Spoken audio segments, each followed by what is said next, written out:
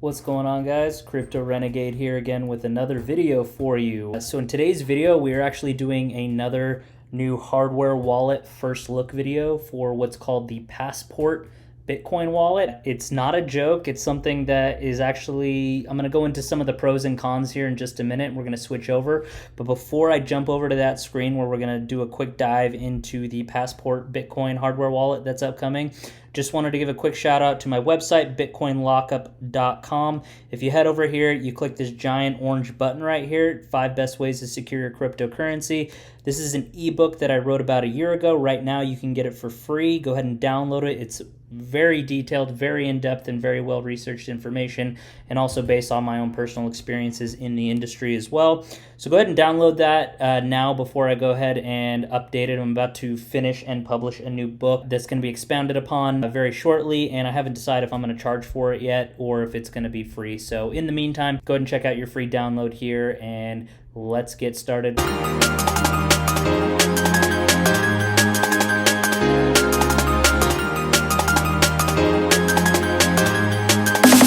So, guys, a company that I was doing some research on came out with an announcement. They are known as Foundation Devices. Yes, I know what you're thinking when you look at the screen right here. Is that a Nokia phone from the early 1990s? It honestly looks like it. So let me, before you tear it apart here and I make some jokes about it, let me first say that this is a brand new hardware wallet. It's not available yet. I don't know any pricing, but by the time I get to the end here, I'm going to speculate on what I think it will be. But this is designed specifically to be a Bitcoin-only hardware wallet, no altcoins, no other features. This is supposed to be specifically just an old school way to transact crypto and store your private keys offline on this device that looks like a remote control or a Nokia cell phone. And we'll take a quick look at it here. It's got some really interesting things that I like about it. I'm obviously going to talk about a few things that I don't like about it, what my first impressions are. So let's just go ahead and get right into it, since this is just one of my first look videos. So as you can see here, it looks, honestly, it looks like a joke, but it's not. They're actually going with this design with a keypad, with alphanumeric keypad, as far as like confirming your 24 phrase recovery seed, a navigation panel, 2 buttons, and a black and white screen. As you can see on the left, on the white section here, yes, that is a camera. So this is an air-gapped hardware wallet. So it's going to be transmitted through, which stands for partially signed Bitcoin transactions, which means that if you have a transactions that's partially signed for multi-signature, or let's say you have another third-party wallet, Electrum for instance, and you have a partially signed transaction there and you want to take the micro SD and put it here and fully sign it on the device, you can do that as well. So it's got some basic features here, ups the security game a little bit for this device, but again, this is only for Bitcoins, no altcoins whatsoever are going to be supported here. It says here, introducing Passport, the ultimate combination of elegance and security for your Bitcoin. Join the waitlist, blah, blah, blah. You know, when the first 1,000 units will notify you when the pre-orders launch. They haven't announced any other information or pre-orders, so there is no pricing information, but this is the device. It's bulky and is pretty plain and old school as you can imagine here. Again, this is designed for Bitcoin only. It supports multi-signature, which is very secure. If you're unfamiliar with what that is, that just means you have multiple signatures in order to sign and authorize a Bitcoin transaction, so you can have multiple people essentially hold the keys to sign a transaction to release those private keys out into a recipient. So this is specifically designed for Bitcoin, Bitcoin only, and that's it. As you can see here, they're like, okay, thoughtful design. This is 4 guys out of Boston, Massachusetts in the US, which is one of the things I really wanted to touch on here, and we'll get to it in just a second. But it's honestly a very simplistic design. There's a camera here, so it can scan QR codes and sign transactions wirelessly. There's no Bluetooth, there's no Wi-Fi, cellular, USB, none of that whatsoever. So that is catching on as being a more secure method for communication for these Bitcoin transactions. It's saying here that it's got premium materials. I wouldn't necessarily go that far, but to each their own. Intuitive interface, it literally has a black and white screen, as you can see here. It looks honestly like an old school Nokia phone from the 90s. I'm not even kidding here. It even has the little battery. I wonder if they're going to put the game Snake on there. I honestly don't know.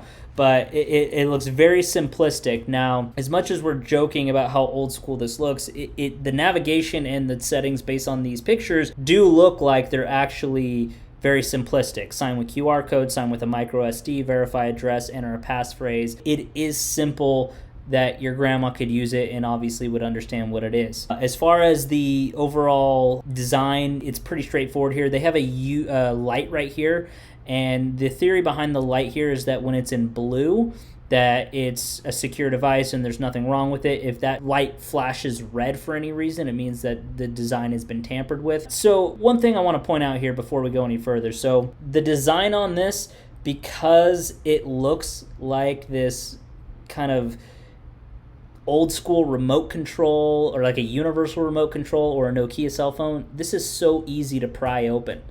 You could very easily access the internals. You could access the secure element chip. You can access all the internals very, very easily on this device.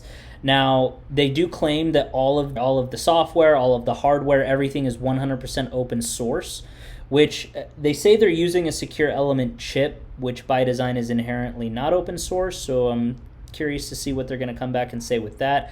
However, this is open source in terms of the software, going by the way of Trezor in their openness and their transparency for the coding that they're using. So I do like that, but as you can see, anyone could easily pry this device open and look at the internals. So me personally, I don't think it's a very secure form factor, but let's continue looking. As you can see here, it's designed for scanning QR codes, so you can use your smartphone and transact with the QR codes. You can also sign the transactions with the camera on the back of the device as well. And it says it uses PSBT, as I mentioned, partially signed Bitcoin transactions, and is used for multi-sig as well. What they're saying here is that this is completely open source. All software, electrical, mechanical components are going to be open and audible. I do like that. I like that they're being transparent, and I do like that they are not trying to hide anything. For instance, Ledger mostly has their information open source, but a lot of it in terms of their secure element and their security features are not open source. So I like the fact that it's air-gapped. I like the fact that everything's open source, and this is going to be one of the very first hardware wallets ever that has an open source hardware. Let's see if they actually release that information. It says here, Foundation will post open source design files on GitHub prior to launching the passport for sale. Fair enough. We'll see how they do. Has a physical mechanical keypad. As you can see, it literally just looks like a phone. I know I've touched on that before, but design form factor is pretty self-explanatory. It has the security lights, as we mentioned, physical keypad, and it is run by AAA batteries. Literally like an old school remote. There is no charging, nothing like that. You have to use batteries for this device in order to power it up to use it. Now, the one thing that I really do like about this that is different than any other hardware wallet that I've seen so far is it is assembled in the USA. Why is that even important? Why am I mentioning it? Well, obviously, when you're dealing with overseas suppliers, you're dealing with China, you're doing with some of these other, I don't want to say shadier countries, but they don't have a lot of regulations or security protocols in place when they're doing the assembly. We're just trusting that the hardware matches exactly what they say is on their GitHub page. Being assembled in the USA, which means that it's going to be, I personally believe that it's going to be a lot more secure. They're going to have people physically present on the factory floor, as they say here. It's going to be auditable. I just like the idea that they're being transparent. It's being done in the US. The idea behind this is that not only are they being open and transparent with their information, but ultimately having the regulations in place to make sure that they're not slipping in any back doors or anything like that. Just the idea that it's being assembled in the US is very honestly comforting for me. So especially with everything else going on in the world. So we'll leave that there. That's pretty much it. Like I mentioned, I'll take a quick look here at the details and specs just so you can see what I'm seeing here. It's only Bitcoin via PSBT and multi-sig. It does support other software wallets, so Bitcoin Core, Electrum, Wasabi, Blue Wallet, BTC Pay, Spectre, and any other wallet supporting PSBT via micro SD or QR codes. That's it. So you have to do your own research as far as any other software wallets that is compatible with. That you get the gist right here. There's just a handful of softwares or other wallets that it's going to be compatible with. It says here that obviously the communication is camera and micro SD. Those are the only ports that are available. No USB, no Bluetooth, no other ports, and it's all wireless, similar to an LPL Titan or a Cobalt Vault Pro. It uses 2 AAA batteries. They include it. As far as the security features, obviously air gapped, passphrase entry, security lights, anti-phishing words, optional duress pins, epoxy parts, and pin attempt limiter, so people can't just mash in multiple pins, otherwise it will wipe the device. So pretty straightforward here. It says it has a secure element. How they're gonna make that open source and auditable remains to be seen. So once I get the device and actually test it, I'll let you guys know. But this is just reiterating exactly what I just mentioned before. As far as everything else, it's going to be assembled in the US. So kind of just bringing this full circle here. The form factor looks like a joke. Like, it honestly looks like a joke. They may be doing this to keep the costs down. So that could be specifically why they're doing this. They don't need extra features. They don't need extra altcoin support. They don't need anything other than just making it air-gapped, secure, wireless, and they don't need a fancy interface. They don't need any other softwares or apps or anything else to actually monitor this. So everything is managed on that one screen, or you can integrate it and partially sign it on one of these other software wallets and make it very simple and very, very old school. There's no app for checking your balances. You're gonna have to do that via the blockchain. It's very old school.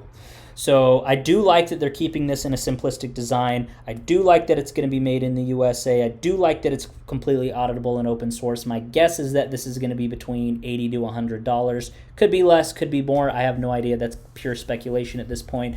But just wanted to give you the kind of this quick video of this wallet that is coming. And as far as the Passport Bitcoin hardware wallet, what do you guys think about these first impressions?